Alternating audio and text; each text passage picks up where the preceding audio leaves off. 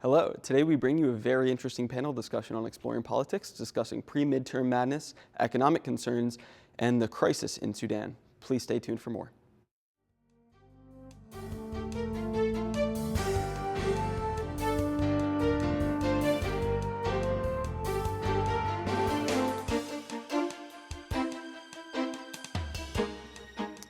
Hello and welcome back to another episode of Exploring Politics. Today I am joined by Gio and Des, and we are going to get into it pretty soon. So would you guys like to introduce yourselves first? Sure thing. My name is Giovanni Pina. I am a sophomore history and political science major at LaSalle, and I'm going to be covering the international topic of Sudan. All right, hello everyone. My name is Deslin Long. I'm a junior history and political science double major here at LaSalle University, and I will be talking about the recent elections that happened in the U.S. All right, well, Des, would you like to get into it first? Give us a little rundown of what happened yesterday? Absolutely. So, Democrats had a wonderful election night on Tuesday, November 4th, with one of the most important races being the win of Democrat Zoran Mamdani in New York against independent candidate Andrew Cuomo, the former governor of New York, as well as Republican candidate Curtis Sliwa. Now, Mr. Mamdani absolutely took home an enormous swath of New York. He took home Manhattan, the Bronx, as well as large majorities in Brooklyn and Queens, while Mr. Cuomo, conversely, took home the majority of Staten Island. Mm-hmm. Now, this is not the only one that Democrats had that night. For example, in New Jersey, Democrat Mikey Sherrill defeated Republican Jack Ciattarelli in an outrageous fashion. I mean, completely outperformed her Republican opponent in the election, something that many analysts were surprised by. And then you also have in Virginia, the Democrat Abigail Spanberger defeating Republican candidate Winston Earl Sears in order to become the first female governor of Virginia. And that's not even mentioning the local elections, such as PA retaining its 3 liberal judges on our PA Supreme Court, as well as Philadelphia District Attorney Larry Krasner winning a 3rd term in office. So for the Democrats on Tuesday night, they truly had a massive win, if you will. Yeah, I mean, we saw also in Georgia, there was the Utility Regulation Committee had about, I believe, 60% of the vote. The Democrats won. The Democrats secured 60% of the vote, which is a very large margin for Georgia, and before the midterms next year, that's a pretty interesting sign. And we also saw in Pennsylvania back home, Bucks, Lehigh, and Northampton counties all being widely Democrat positions being elected. I believe school boards across Bucks County, which is a swing county, all of them were Democrats. All the Republicans got replaced on those boards, which is very insane. And if I could talk about Georgia for a sec, too, also, the 2 Democrats that ran the election actually ousted 2 incumbent Republicans on the Georgia's Utilities Board. And this is the state board that regulates and governs all of Georgia's public utilities and public services, such as their power, their electricity, their water, you name it. So for them to oust these 2 incumbent Republicans, I think it shows that Democrats are really starting to gain traction amongst the voters against just, quite frankly, unpopular Republican plans and principles. Anyone have a... Well, I mean, I think there's a lot of validity to that. I mean, people can say that I think the current shift in political representation in a lot of the country, especially on a local scale, reflects how people feel about the current administration. We also have to think people were saying the same thing when Biden was president. There was a lot of disapproval towards the end of his term particularly, and people were saying in his defense that, just because popular approval isn't there, it doesn't always reflect the direction that the presidency is heading. And I would say the same thing could apply to Trump. We don't have to use popular support as the only metric. I mean, it goes back and forth, and I would argue that obviously these gains could mean a definite shift in local politics in the future across the U.S., but they could not. We have to see where it goes. I think that these shifts are representing popular shifts. I mean, I didn't even mention the fact that in California, Proposition 50 was passed, which Mississippi, they entirely flipped their state senate. Yes. Which is in Mississippi a Democrat state senate. Yes, and so it's like, I I think the popular support is there. I think that this is reflective of what the midterm elections will be like because, again, people are fed up. People want to be able to afford their goods when they want to be able to put food on the table. And so they want to elect officials who are doing that. And so you're starting off at the state and local levels. And now I think that come next year in 2026, we're going to start seeing them doing that at the federal and national level as well. Yeah, I agree. I think a lot of it is economic. We'll get more into it with my issue, but economists are starting to describe our economy as being K-shaped, which means the classic rich get richer, poor get poorer. There is an economic term to describe that, and we are currently in that, and it is the K-shaped economy, where it's just diverging. So I think that Trump says the economy is doing very well right now, of course, but that's because the rich are doing very well, but the poor, the voters of America, they don't agree with that, and I think that's why we're seeing across the country state senates, governor's offices, mayoral positions being flipped to Democrats, even in places where traditionally they might be Republican. Mm-hmm. Absolutely. And so I think we pretty much just have to wait and see. We'll see if this trend of Democrats speaking to the appeals of the people will continue. I mean, and I think want to point out as well, young voters, Gen Z voters absolutely played a large role in the election of these Democrats as well. So I think the youth is finally being ignited, if you will. The fire has been set. They see the direction the country is heading, and they want to, take a chance in order to take their own part in it instead of letting, the older generations do it as well. I mean, we're the ones that's going to be sticking around for it. And so I think that, especially like in New York with Mr. Mamdani, the youth were his primary source of people that actually voted for him and were getting out there and getting the vote out and telling other people to vote for him as well. I think Mamdani is a very interesting figure to look at in these elections because he is someone he is a democratic socialist. People have described him as being radical. His ideas wouldn't work. But we saw that from a lot of the mainstream news outlets and older, more establishment Democrats. But what we saw is the youth and a lot of American voters who are working class, they disagree. They say, well, why don't we give it a shot? We've seen the establishment Democrat policy over the past couple of years in America, and I think people are growing tired of it, and I think the Democratic Party has a lot to learn from Mamdani, and we might see more and more progressive young candidates running as the establishment old guard kind of retires, and that whole idea of just establishment Democratic politics kind of fades away. Yeah, and what I was saying to our cameraman, John, before the show started, I think this is something we can all agree on, Democrat or Republican. If someone has an idea that is good, just because the idea might not be feasible doesn't mean that if it's going to help the people, that you shouldn't even consider it at all. I mean, Mr. Mamdani, his grocery stores, and one run by the city in every borough or whatever, I mean, it's a possibility that it could not work. But I think if it's going to help the people, why not just let it take place? I mean, there's a possibility. You can also work it to try to get it to work in some way.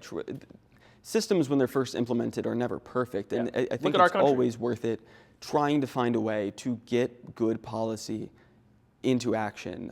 Food insecurity is a big problem across the country, and I think that any policy that addresses food insecurity is very good, and it should be tried.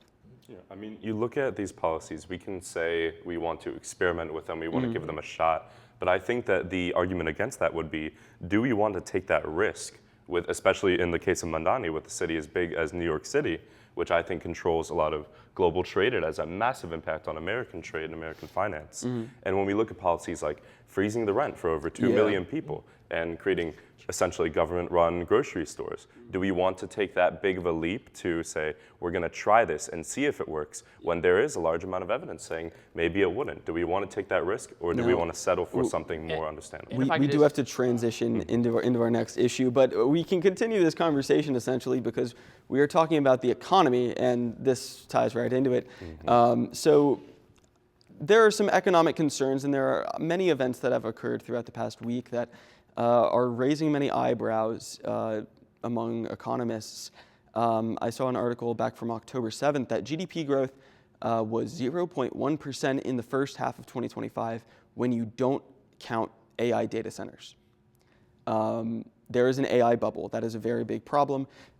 Notable economist Michael Burry, who bet against the economy, the housing market in 2008 and was right about it, just hedged a $1 million short against Palantir and NVIDIA, which is on the screen right now. This shows the kind of cyclical bubble of the AI market, where all of the big companies are investing in each other, are buying things from one another, and more investment. The bubble is growing larger, but eventually this is going to pop. NVIDIA totals 8% of the S&P 500 right now, the total S&P 500. And 75% of S&P gains are AI stock, which is not a good sign. In addition, AI equipment and data centers made up only 4% of the total GDP, but they accounted for 92% of GDP growth, which is, again, not a very good sign that our economy is only growing in a sector where a kind of pop of that bubble seems imminent. It's reminiscent of the dot-com boom that we saw back in 2000. We also saw for 5 days the Fed was liquidating assets for banks. Banks were selling their assets to the Fed, and a total of $125 billion was injected into the economy in cash, which has led many economists to fear a liquidity crisis, which basically means banks are concerned about not receiving payments on on what they're owed from loans and credit cards. Household debt is up to $18.59 trillion, record high. Consumer spending is dipping, and overall the economy looks to be headed in a very, very unstable direction, with many economists fearing some kind of crisis is coming, whether it be a recession or something hopefully lesser, but it doesn't look like it would be. What do you guys have to say about this? How does this affect politics?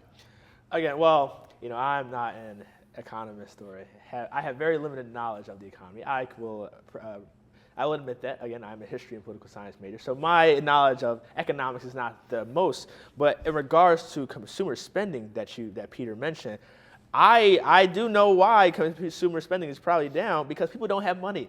They can't afford to pay their rent. They can't afford to put food on the table. They can't afford to take care of their kids, to go to school, to do anything. When people don't have money, obviously consumer spending will be down and the economy is going to suffer. That is just a fact. And I mean, clearly to me, this comes from an administration that has imposed all these tariffs and all these other government economic shutdowns and everything. Their whole purpose in their election campaign was that we're going to make the price of goods cheaper. We're going to make eggs cheaper again. But it just seems like everything is still either more expensive or the same price. People are still out of the woods. They're not out of the woods yet and being able to afford these goods. And so I think that with that consumer spending being so much down, of course it will lead to the rise of an AI bubble. That is something that is enticing to these rich tech billionaires. They can monetize that, they can take a hold of it, and AI can do practically anything now. I've seen AI videos of Martin Luther King at the steps of the March on Washington. I mean, you can see anything. George Washington giving a speech to, somebody in New York. You can do anything with AI now, and it has just gone completely out of control. And I think that these companies are finally using their opportunity to take advantage of it. They see the economy going down, and they see, let's go in and let's start getting all this AI and making it our own. Do you have any thoughts? And I mean, we can point the finger at the administration, and I also agree with you. I think that the economic concern of everyday price of goods, quality of life, rent, tax is an issue. But I also think that we don't give enough focus to the amount of foreign aid that we still give. I understand that was a big issue with this administration, was cutting off a lot of that foreign aid. And while there has been some push to do that, and I would argue that some of the pushback from the other side has made that more difficult, I don't think that we have done enough. And agreeing with you, Des, I'm no economist. I'm also a history and political science major. But I think we all can see when the national debt keeps going up, and a large percent of it is due to these foreign investments, foreign aid, foreign business, not bringing that back to the United States. I would argue that that is, in some ways, a more alarming issue, just because of the fact that we have not been giving that as much attention, I would argue, as some of these other issues. I would also argue though, that this is another case of the administration not keeping their promises, though. I mean, wouldn't you agree with that? I mean, they said we're going to cut foreign aid, we're going to lower the price of groceries, we're going to do this and do that, and time again, they have not been keeping their promises to the American people. I would like to add,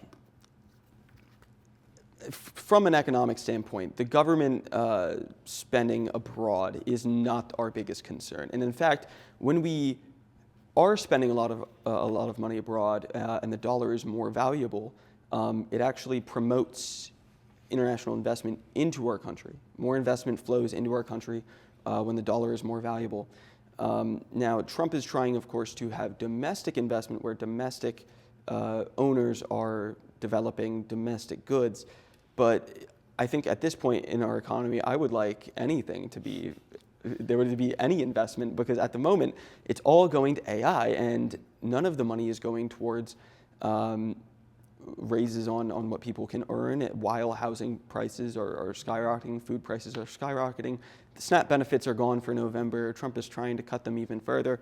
I think that this whole economic state that we're in right now just points to imminent collapse, with the government having no idea what they're doing right now. You need a solid consumer base for any economy to survive, for there to be any real growth. And with this K-shaped economy, what we're seeing is people who are working class, the majority of people, are not able to afford to survive and afford to pay for those extra goods that the rich are so keen on producing and investing in.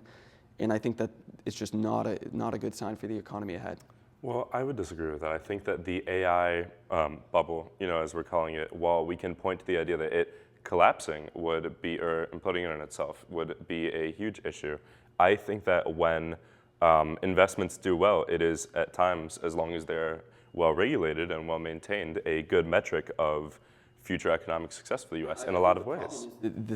The AI bubble that we see at the moment is not at all well regulated. And I agree with that. I would completely and agree. I think we can all agree on that. That's something we can all agree certainly. on. Everyone, I think, is in agreement that it is a bubble at this point, and it is going to pop. And when it does, it's only a question of order of magnitude of whether this will be a .com bubble, or whether this will be a 2008 bubble, or will this be a Great Depression bubble. So we will see about that. But now we do have to move on to our next issue. Now, Gio, would you like to give us a rundown about what's been going on in Sudan? Sure thing. So recent international news has been bringing attention to the ongoing civil war that I believe since 2019 has been escalating in Sudan between two forces that both claim equal legitimacy, which are the Sudanese Armed Forces, or the SAF, and the Rapid Support Forces, I believe, yes, which is the RSF.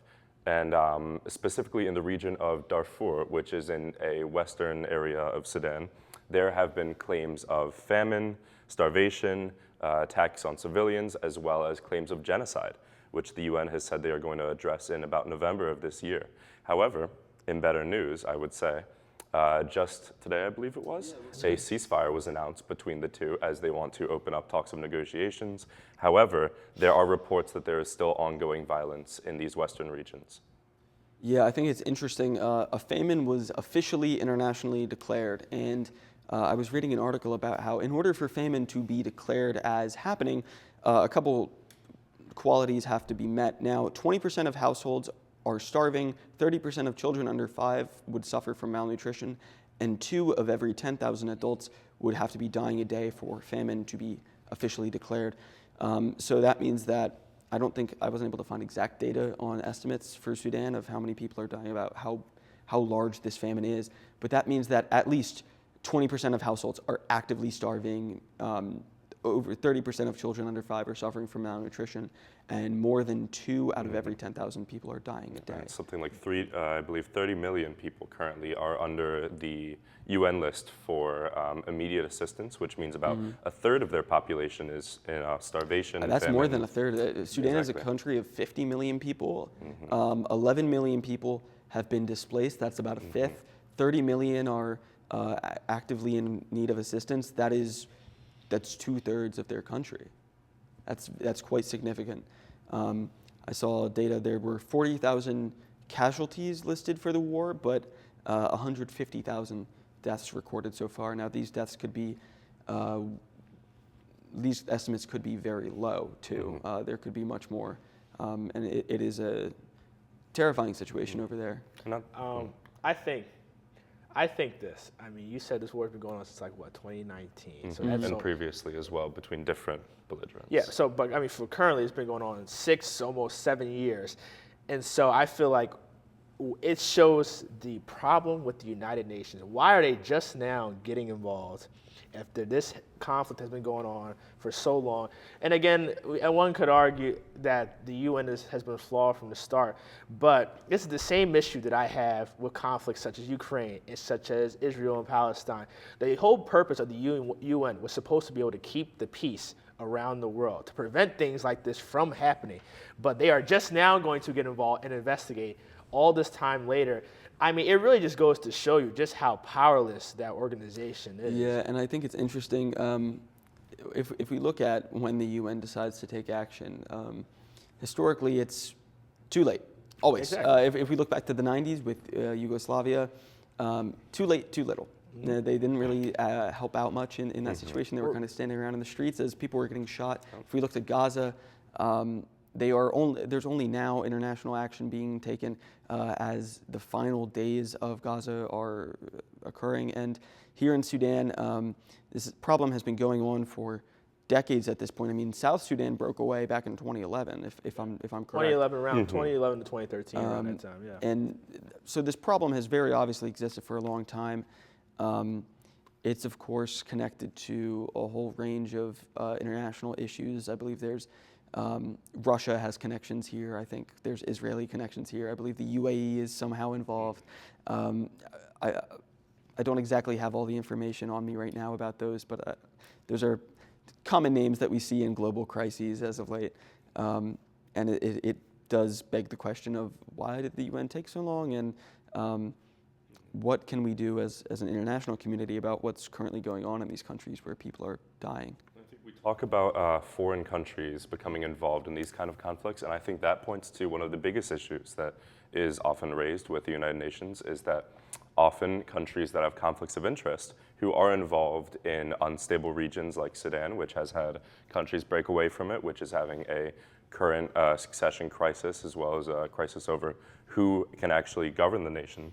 And I think that it shows the flaw in the United Nations currently that whenever two large, powerful countries, especially you're saying Russia, the United Arab Emirates, Israel, etc., get involved in these nations, they make them more unstable to the point where the only reason they maintain any stability at all is to protect their interests. There are gold mines in Sudan. There are natural resources in Sudan, especially in Darfur, which is where a lot of these atrocities have been committed and instability is being maintained.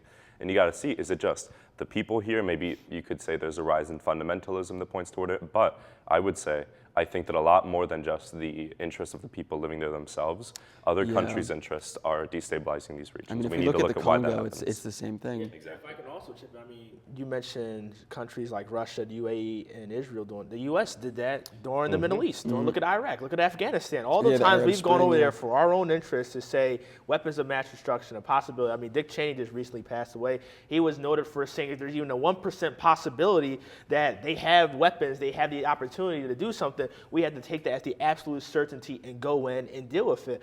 I mean, the interest of these foreign countries, and trust me, I'm sure I can be an isolationist when I want to be, but when you have the interest of foreign countries embedded in these other countries, it will just completely, like you said, completely ruin and unstabilize them to the point where it's like, why we have to be able to leave each other alone and let the UN do its job, but the UN is not doing its job. And again, because of that bias that we all have. And so I think I can agree with you absolutely on that fact. The UN is not doing its job. The UN is too flawed in order to do its job. And it makes you wonder, what will the future of the world look like 100 years from now? Yeah, I mean, the UN, I think, was constructed for a Cold War world that no longer exists. So the veto power that the big nations have was designed and implemented by countries concerned about the other big powers. Not so much little inter-country conflicts where they don't have international hegemons controlling them. Like we're seeing in the Congo, in Sudan, in a lot of conflicts across Africa, there's interested parties on both sides not necessarily wholly engaged with their troops on the ground. There's obviously no Russian troops, Israeli troops, United Arab Emirates troops in Sudan. But there might be paramilitary groups getting aid from them. Same with the Congo. Like the Wagner Group. The Wagner Group, yeah, in the Congo, I believe there have been Wagner Group attacks recorded in Sudan, if I'm correct. I think that there are paramilitary groups being funded by a lot of these countries that have economic interests in extracting resources. And I think that that's, at the end of the day, the big problem and why the UN is not efficient at solving them. But unfortunately, that is all the time we have for today, guys. So thank you all for watching and joining us on this very interesting discussion of today. Go follow the Instagram. We can go to our final thoughts, and then we can wrap the show. Yeah, who would like to go first? I mean, I could start. So I think on the issue of national shift in politics, I mean, as I think I often say, a little too much maybe on this show, though I think we just need to give it time. I think the people, like I said before, were saying the same things in the last presidency, and then those things ended up a bit averaging out in some ways, and also leading to, I think alternatively to that, leading to the rise of Trump's power. And then I think, what are we going to see? Another candidate of equal extremism to Trump on the opposing side because of that? I don't know. I think that we need to give that time. There's obviously a few more years. With that said. And as the Sam Cooke song goes, a change is going to come, and I think we are seeing change at state, local, international, national, every single level. Whether it be the Democrats winning in these elections, let's hope they can keep the momentum in the midterms, that they follow what they were supposed to do and do the right thing. But I also think even with the economy is changing. We're not going to know what's going to happen. Even with these international issues that we talked about, change is going to affect all of us, and we really just have to be left to wonder, what will the rest of the world look like as a result? I think for my final thoughts, I think we're seeing a pot boiling over. There are points throughout history when there are moments when things happen. I think there's a Lenin quote of there are weeks where months happen and months where weeks happen. And we are in the days where years happen. I mean, just the past couple of months has been insane. I think we are going to see even more insanity to come. I think that it is the most important time to be having these discussions, to be politically involved, to know what's going on in the world, and to have an opinion about it. So please join us next time for more of these discussions, and please follow our Instagram, plugged down on the bottom there, and we will see you all next time. Stay tuned. All right, very good work, guys. Shake hands. It's good to see.